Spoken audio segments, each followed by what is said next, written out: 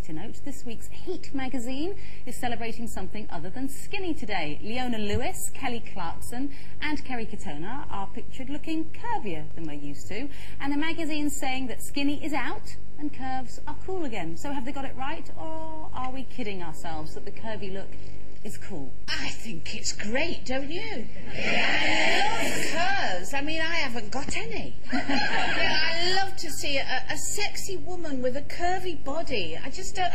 I just wish we'd get over this obsession of what we have to look like, what you have to look like, what what the magazines say. They're airbrushed anyway, most of them. And why can't we just be what we are? Why does we have to be judged on? Oh, she's a bit overweight. Oh God, wasn't she thin? Do you know what I mean? I just think it's great that we just get over that and be who the hell you are, don't you think? Yeah. Oh, she's feisty today. I want whatever she's on, to be honest. Well, no, I think it's great to say that it is fine to be curvy, and I do still think there's a difference between curvy and being fat or overweight, and trust me, I have been both. Mainly the fat side. Right. So, I think there's nothing better for me than, rather in a size 0, than someone who's curvy, like, I think Kelly Brook looks amazing, because she's still got the boobs and she's got the hips, and there she is there. I mean, in all honesty, oh God. I'm actually quite jealous of her, and I don't like her. She's quite small, though. She has been on the show, and she's quite thin, but she's got a very small waist, so she looks curvy. So, it's just the way she is. Mel B, I think at the moment is looking well, I think Mel B looks athletic. She looks very athletic and very toned, but I do kind of like the softer curves, but I think you're right in that it's there's a couple of pounds between curvy and fat, beefy. And unlike you, I have been more beefy than I have on the other side of it. So I think you have to be really, especially if you're going to get out the bikini and go on the beach and stuff, unless you've got loads of self-confidence, I think you do have to kind of be quite toned if you're on the curvy side. See, I don't know about all these magazines, and they are always saying there's, skinny women everywhere, and they're always, they do it in a kind of way where they say, oh, look at these women, aren't they skinny, isn't it awful? But they're all over the magazine. And then they go and put on the front cover, oh, look, curvy is cool. But actually, I just think deep down they don't really think it's cool. They think, oh, look at these stars. Oh, aren't they fat? Do you know what I mean? It's like they're just trying to show them up for that. And I agree with Sherrie. I think women are women. Some people are thin, some people are curvy, some people carry a bit of weight and they look all right with it. Nigella Lawson would look ridiculous thin. She looks like she's supposed to look. That's her shape, and that's the way she is, and people should be themselves. So there should be something that just says it's cool to be yourself, and if you're happy with that, then that's fine. Shape, and there's other media today celebrating normal curvy women, aren't there? Indeed there are. Happened to be a little trio of very curvaceous looking ladies in a magazine this week. There you go. Now look at that, you see. See, you're all curvy. I know. Look at them breasts. They look great. Absolutely, you look absolutely brilliant. Fabulous. Thanks. Now, cast your mind back to the days when air travel was something much more exciting than a small seat, a shrink-wrapped tomato sandwich and a tub of warm orange squash. A new book called Glamour in the Skies reveals the exotic heyday of the air hostess when they were the world's most desirable women and the epitome of glamour.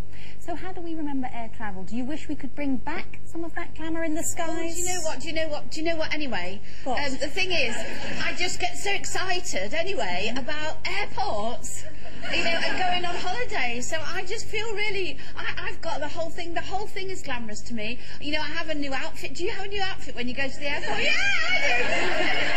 Tomorrow night we go get to the airport, and then, you get on the phone and I just get so excited anyway. Because my mum, you see, was a model, so she was always quite glamorous. So we went to her when I was really young, and so she was always dressed beautifully. So I've always kept that thing. But people don't generally anymore, do they? People don't dress up to fly anymore. But that's your holiday, isn't it? You and I agree, don't we? When you get to the airport, that's the beginning of the holiday. I absolutely love flying because it's taken me away from here and somewhere else. And that's,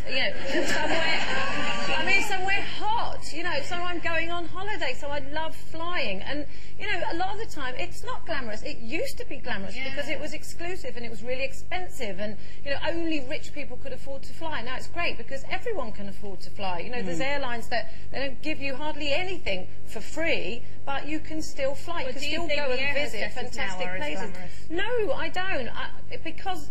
I mean, it was an important element of the job, wasn't it then? Because they could discriminate. They could say you had to be a certain height, you had to be a certain weight, a certain age, you had to be female, but they can't do that anymore. No. So they have to be equal, and so you get all sorts, you know, serving your cup of tea. But I don't really care. I don't care. As long as I don't have to ask for anything, I don't mind. When you travel coach or on No Frills, then that's you know, you do have to ask. I don't like asking. Do you dress up to go to the airport and go on a plane? No, actually, I dress down. Do you? Yeah, because I always pay for my own ticket, and I think I can dress how I like. You know, and if I'm paying for it, I don't care what anybody thinks. I want to be comfortable, and I want to go to sleep and wake up in clothes that I feel comfortable in.